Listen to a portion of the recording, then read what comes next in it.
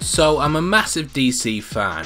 Since I was about 4 years old, I've grown up on the comics and I've always preferred them over Marvel. However, Aquaman was always a hero that I was never too interested in and found completely unrelatable. This guy just didn't have the cool factor for me, and I realised that a lot of people felt the same way when I saw the character being lampooned on Robot Chicken. Then when I picked up the new 52 book, Justice League Origin, that all changed. Here was a guy who could control great white sharks, get the fish part of your brain to eat itself, and was generally a badass. DC are clearly very conscious of the character's image, and there is no bigger testament to this than the 2018 movie Aquaman. As someone who has actually enjoyed the majority of the DC films, even Batman v Superman, I was quite excited for this, but I've tried to keep it out of my mind as the company often disappoint with their film adaptations. I'm happy to say though that Aquaman completely blew me away. From beginning to end, the movie is a complete spectacle that features some of the best action and special effects that I've seen in a comic book movie. The screen is awash with colour, and the way that the characters animate underwater is so breathtaking and subtle at the same time that you forget that you're watching people being pulled up and down on a green screen within the first few seconds of seeing it. This is a real tour de force, and by the movie's midpoint I knew it was the best DC live action movie that I'd seen since The Dark Knight Rises.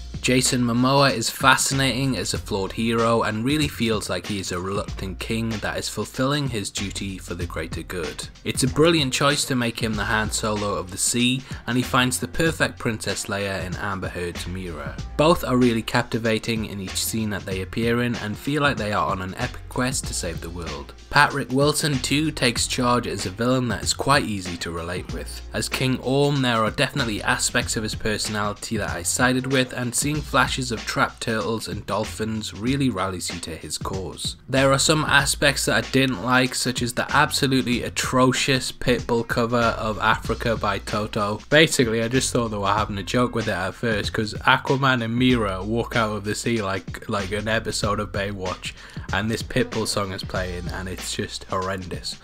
But anyway, also Black Manta feels pretty skipped over. His arc's really short and he's not really elevated to be the large threat and nemesis that he should be. These gripes are minor however, and there is a lot to love here for comic book fans. I never imagined I'd see Throne of Atlantis on the big screen like this, but James Wan does a spectacular job of bringing it to life. Atlantis as a location is vibrant, fully realised, and completely dwarfed my expectations. Aquaman completely recaptured my love for DC Comics and got me interested in a character that I was never invested in. All of these aspects are no mean feat and showcase just how good the film is. Aquaman is a blast from start to finish, and while it's not perfect, it still had me walking out the cinema with a smile on my face. It scores an 8.5 out of 10.